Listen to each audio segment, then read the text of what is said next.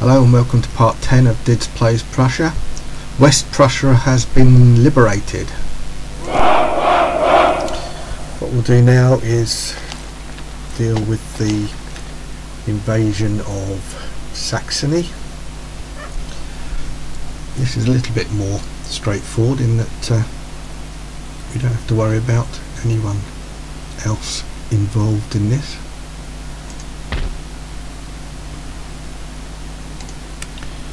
Got mostly militia in the capital itself. There's one artillery battery sitting on the outside, and they've got a brigade of militia under Johann Caspar von Bellegarde, and one unit of regular horse.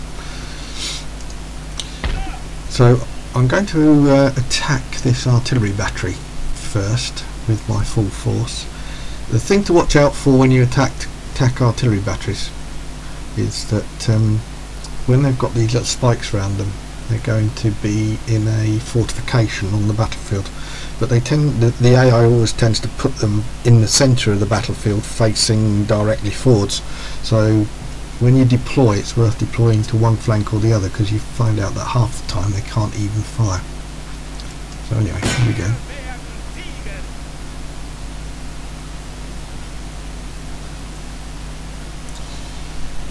This is going to be a sort of a bitty battle. We're going to get gradual reinforcements fed in from the other Saxon units. Right, let's make a start.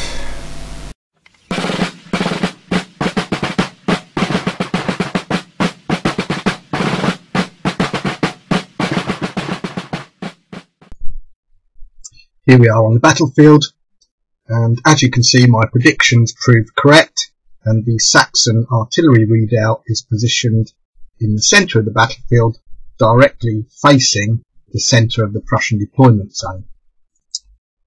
Fortunately, I took my own advice, so the Prussian army is deployed on the right hand side of the deployment zone, so the Saxon artillery can't actually fire at me. This diagram shows the initial Saxon army positions. As you can see, the Saxon artillery redoubt is close in to the centre, with General Bellegarde's main Saxon army appearing on the battlefield along the main road opposite the Prussian positions. However, it didn't continue down that main road. I thought it was going to continue straight down the main road into my army, but in fact General Bellegarde veered off to the right and headed towards the town of Elster, presumably to concentrate his forces around the Saxon artillery. In the far distance you can see the position where the garrison of Dresden appeared. That actually marched directly into the town and then swung round onto the right hand side of the Saxon artillery position and ended up trying to outflank my army, but we'll talk about that in more detail later. Based on my initial assumption that the Saxon army was going to attack along the main road, my initial deployment placed the 1st Brigade, consisting of 4 infantry battalions, directly across the road, with the 2nd Brigade formed on its right, giving me a front line of 8 infantry battalions. The 3rd Brigade, consisting of 4 more infantry battalions, was placed to their centre rear as a general reserve, And finally, the 4th Brigade were ordered to move behind these positions and assault the Saxon artillery redoubt from a flank, thus taking out the Saxon artillery at the start of the battle. So the start of the battle saw the entire Prussian army in movement, advancing into the positions I've just mentioned. However, just before the 1st Brigade reached its positions, it found itself under attack by Saxon cavalry, personally led by General von Bellegarde himself. However, it quickly formed square and drove off the Saxon cavalry, routing them from the field, and they took no further part in the battle. With the Saxon cavalry driven off, it became apparent that their infantry was massing on the heights behind the village of Elster. However, this left the artillery redoubt completely unsupported, and the 28th Regiment of the 4th Brigade were able to overrun it quite easily. Having captured the battery, the 4th Brigade were then ordered to reform in line and to deploy to the left of the 1st Brigade. It may have been this apparent withdrawal of the 4th Brigade which then prompted the Saxon infantry on the high ground to make an attack along the left-hand side of the wall between the town of Elster and the open enclosures.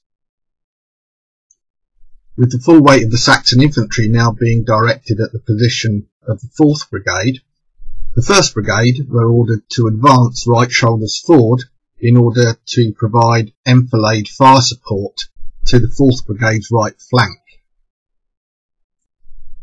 At the same time, the 2nd Brigade, who were deployed on the right of the 1st, were ordered to conform to the movement of the 1st, so in effect the entire Prussian line began to swing out across the battlefield to enfilade the flank of the Saxon infantry attack. Meanwhile, the 3rd Brigade, which if you remember was held in reserve, were ordered to move to the left and redeploy behind the 4th Brigade to act as support just in case it gave way. Perhaps perceiving the threat to their flank, the Saxon infantry at this point paused in their advance and formed line to face the advance of the 1st Brigade. However, it appears that by this point the die had well and truly been cast, and the Dresden garrison had made their way through the town of Elster and were about to debouch onto the open plain to the south of the town and then swing round to attack the left flank of the 4th Brigade. If this flank attack was to stand any chance of success, it was essential that the main attack on the front of the 4th Brigade continue to prevent it simply turning to face the threat. However, fortunately, the Prussians still had the 3rd Brigade in reserve and uncommitted, and this was now ordered to march even further to the left in order to counter the Saxon flank attack. The problem was that it was going to take time for the 3rd Brigade to arrive, and so as a temporary measure, the 28th Regiment on the extreme left of the 4th Brigade were ordered to form square to anchor the left of the line and to secure it against attacks from both directions. As it happened, the 3rd Brigade arrived in the nick of time, just as the main attack by the Dresden garrison swamped the 28th square. The 4 battalions of the 3rd Brigade quickly deployed into an enveloping formation around the Saxon flank attack and began firing into their flanks and rear, at which point they panicked and routed from the field. Meanwhile, the main Saxon infantry attack had stalled, one militia battalion finding itself in the middle of an open field under fire from the entire of the 1st Brigade and the Prussian artillery. They quickly routed, and the panic spread, carrying the entire Saxon infantry contingent with it. At this point the battle was essentially over. The final act being to send in the Prussian cavalry to pursue the Saxon army off of the field.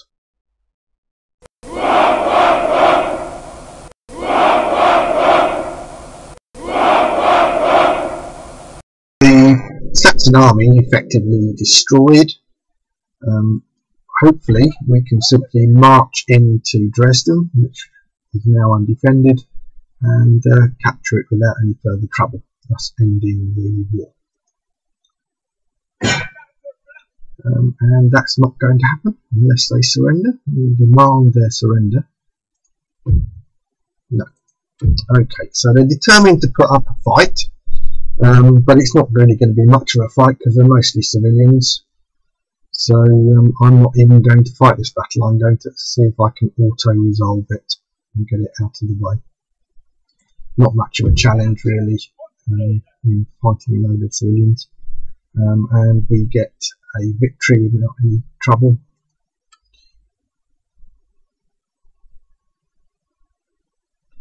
So that's Dresden captured and Saxony annexed. So their army has now disappeared. What we need to do now is repair the damage we've caused in the battle for Dresden. So most importantly to the government buildings, because they maintain order in the city. In fact, I've got enough money to repair everything. I'm just going to check, see if there's anything else that needs to be done. No. I'll recruit replacements for the army for the losses they suffered. Upgrade that farm. And I'll upgrade this theatre. This already have to a theatre. That will help the Saxons recover from the shock of being annexed. If you look, Dresden itself is not very happy, so I'm going to exempt them from tax at least until the buildings are repaired in the city and everything gets back to normal. And that's the end of that, I think. So that's our two objectives achieved for this turn. What I'm just going to do before I end the turn is, obviously, because we're now at war, it's altered things. We've lost a lot of trade for a start. And we also need to check our policies, because as you can see, it's upset people. So I'm just going to reduce taxation in general. See if I can avoid any problems. Even if I turn taxation off completely, it's not going to placate West Prussia. So there's no point in even trying. I'll just drop lower class tax slightly, just so that Brandenburg's not too upset. I might turn tax off in West Prussia. Oh no, I haven't. It's exempted from tax. Right, that's a bit better.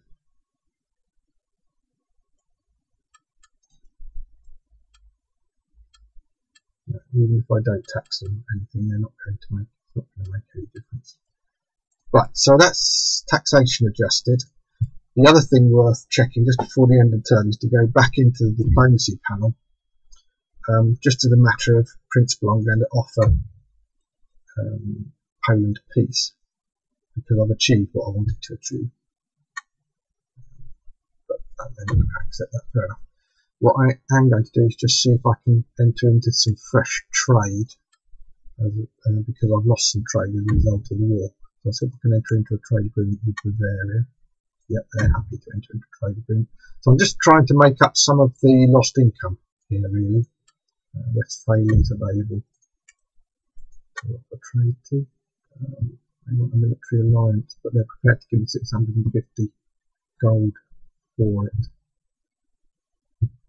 War with anybody? Yeah, okay, I'll go with that. Military alliance with Westphalia, why not? Okay. So that's, I think, is the end of the turn.